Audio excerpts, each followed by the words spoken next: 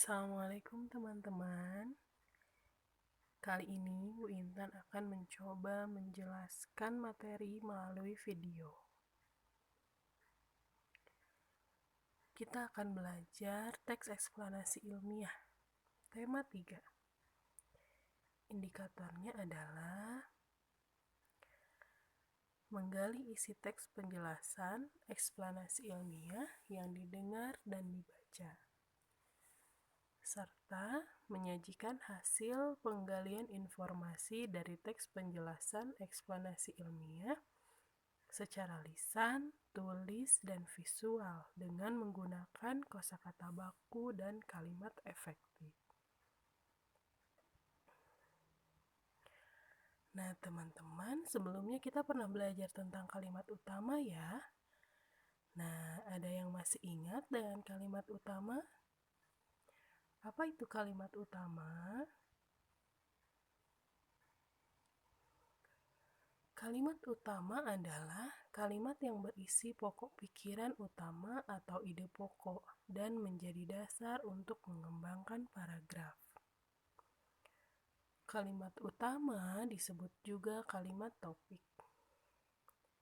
Setiap teks pasti memiliki kalimat utama. Begitupun dengan teks eksplanasi ilmiah. Apa itu teks eksplanasi ilmiah? Kita cari tahu ya.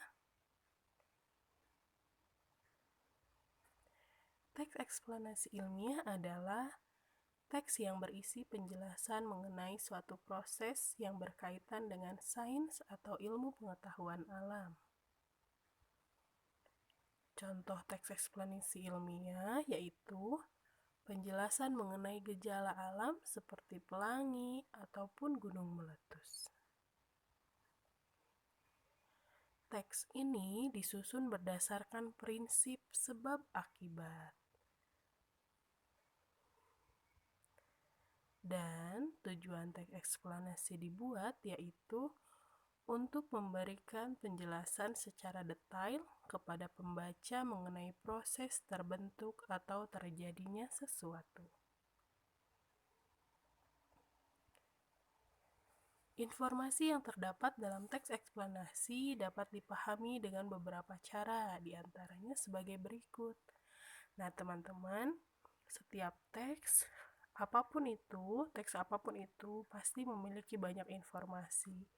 Nah, kita bisa memahami informasi yang terdapat dalam teks itu salah satunya dengan cara ini. Cara yang pertama adalah kalian harus membaca atau mendengarkan teks dengan seksama. Cara yang kedua adalah menentukan topik yang dibicarakan dalam teks. Cara yang ketiga, menentukan ide pokok dalam tiap-tiap paragraf.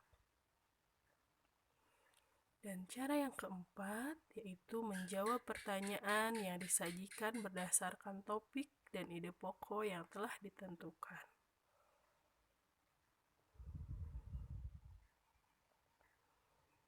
Sekarang kita masuk pada bagian atau struktur teks eksplanasi.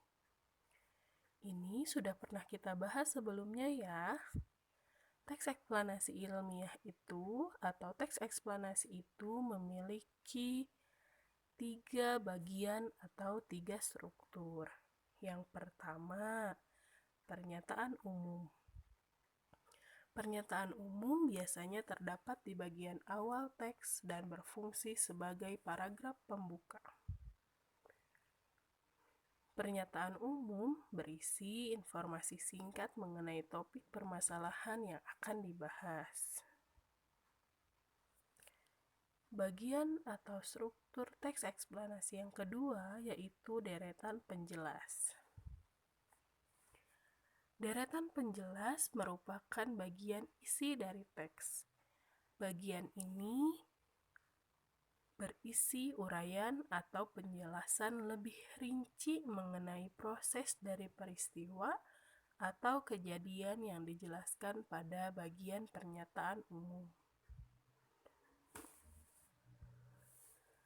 Bagian atau struktur yang ketiga adalah kesimpulan. Kesimpulan merupakan bagian penutup teks. Biasanya berisi pendapat singkat penulis mengenai topik dan informasi yang dijelaskan pada bagian pernyataan umum dan deretan penjelas. Nah, itu adalah bagian atau struktur teks eksplanasi. Kita ulang ya. Bagian atau struktur teks eksplanasi itu terbagi menjadi 3. Yang pertama ada pernyataan umum, yang kedua ada deret penjelas, dan yang ketiga ada kesimpulan.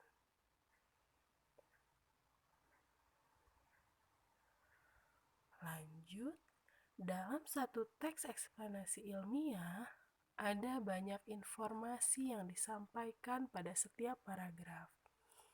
Nah, seperti slide sebelumnya, Bu Intan menyampaikan bahwa pada setiap teks pasti memiliki informasi ya teman-teman, termasuk pada teks eksplanasi ilmiah.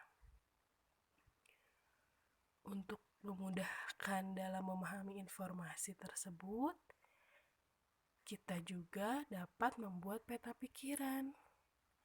Ada yang sudah tahu apa itu peta pikiran? Nah, ini Bu Intan akan memperlihatkan contoh peta pikiran. Perhatikan ya. Coba teman-teman lihat lalu teliti pada peta pikiran ini ada informasi apa saja yang kalian dapatkan.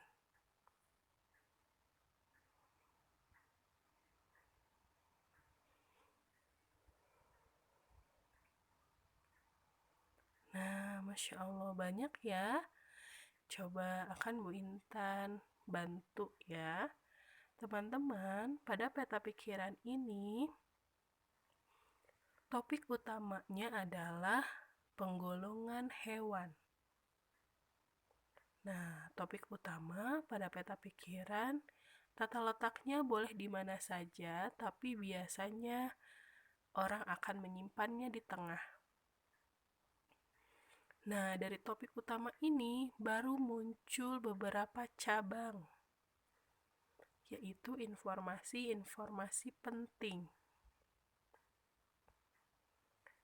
Informasi yang pertama pada peta pikiran ini adalah pengelompokan hewan ternyata ada 4. Ke-1, kelompok hewan karnivora. Yang kedua, kelompok hewan herbivora. Yang ketiga, kelompok hewan omnivora. Dan yang keempat, kelompok hewan insektivora. Masya Allah ya informasinya.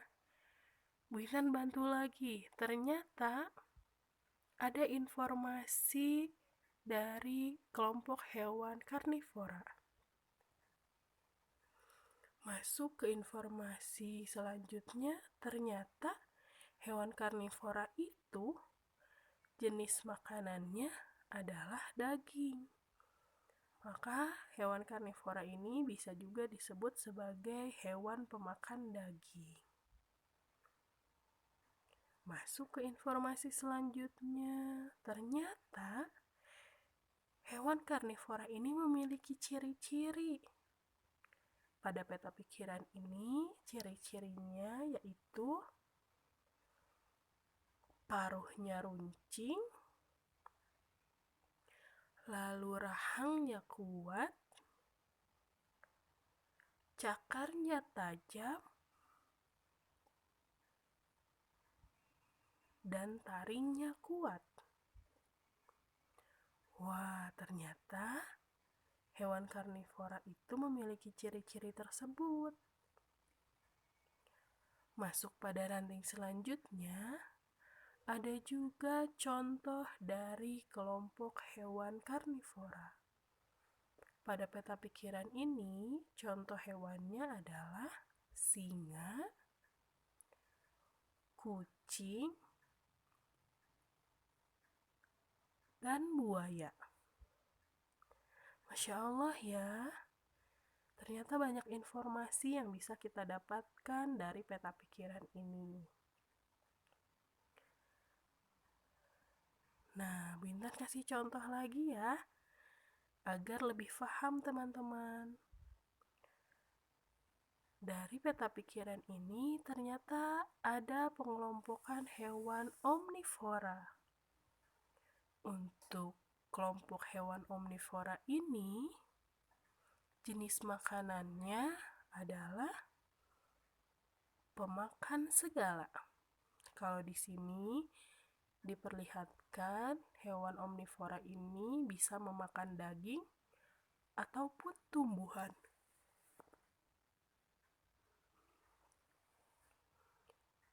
Nah, masuk ke ciri-ciri, ternyata hewan omnivora ini tidak memiliki ciri-ciri khusus, berbeda dengan tadi hewan yang karnivora. Masya Allah ya. Lanjut ke informasi selanjutnya.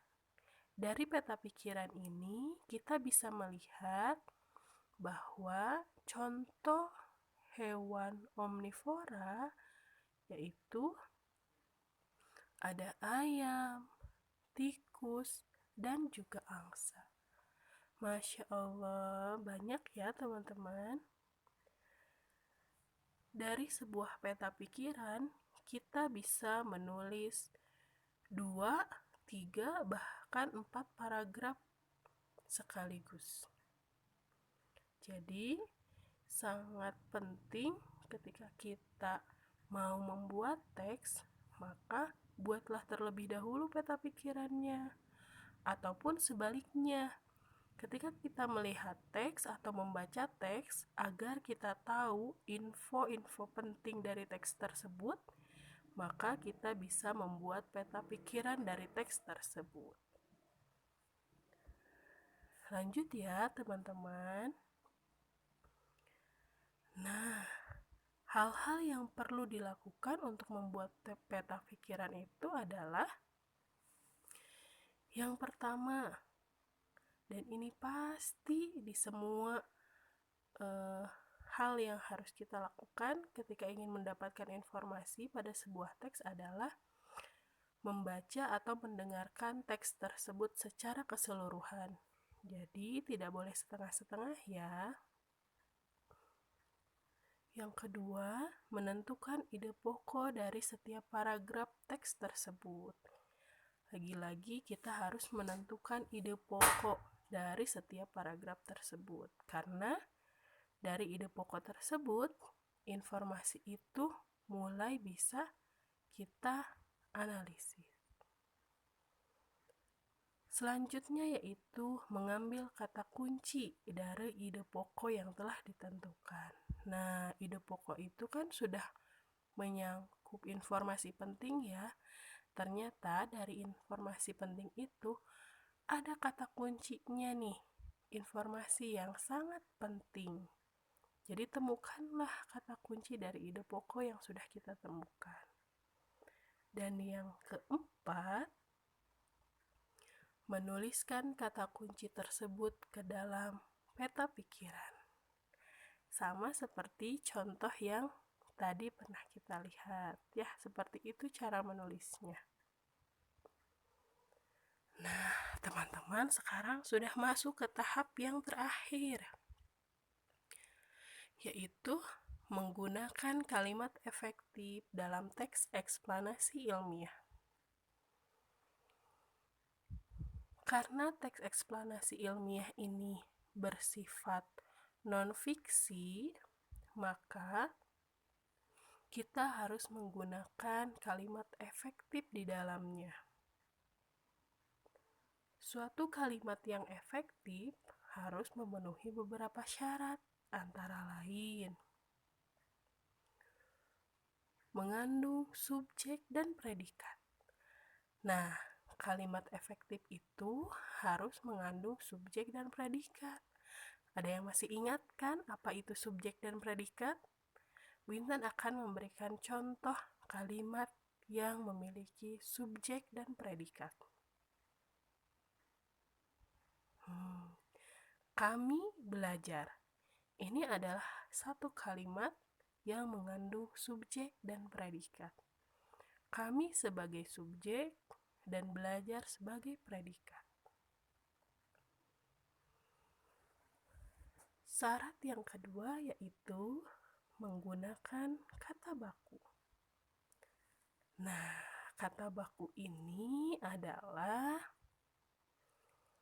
kata yang sudah benar aturan maupun ejaannya. Atau kita biasa juga menyebutnya kata yang sesuai dengan Kamus Besar Bahasa Indonesia atau KBBI. Ya. Lalu syarat yang ketiga yaitu tidak bermakna ganda atau ambigu. Nah, kalimat yang efektif tidak boleh menimbulkan keraguan atau kerancuan. Jadi tidak boleh ambigu atau maknanya tidak boleh ganda. Selain penggunaan kalimat efektif, satu teks yang memenuhi kaidah bahasa Indonesia yang baik dan benar harus memperhatikan ejaan. Ejaan itu berkaitan dengan penggunaan tanda baca. Ada yang masih ingat tanda baca? Titik, koma, tanda tanya, tanda seru, tanda petik, itu adalah tanda baca. Lalu huruf kapital. Nah, huruf kapital ini harus sesuai dengan ejaan. Huruf kapital besar digunakan untuk siapa, untuk apa, dan di mana letaknya itu juga harus betul. Serta penulisan kata atau singkatan.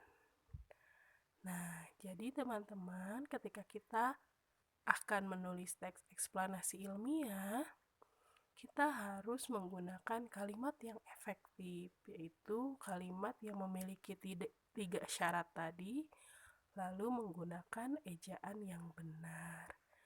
Seperti itu, sekian informasi atau pemaparan materi tentang teks eksplanasi ilmiah dari Bu Intan. Selamat memahami teman-teman. Jika ada yang mau ditanyakan, silahkan konfirmasi ke Bu Intan ya. Wassalamualaikum warahmatullahi wabarakatuh.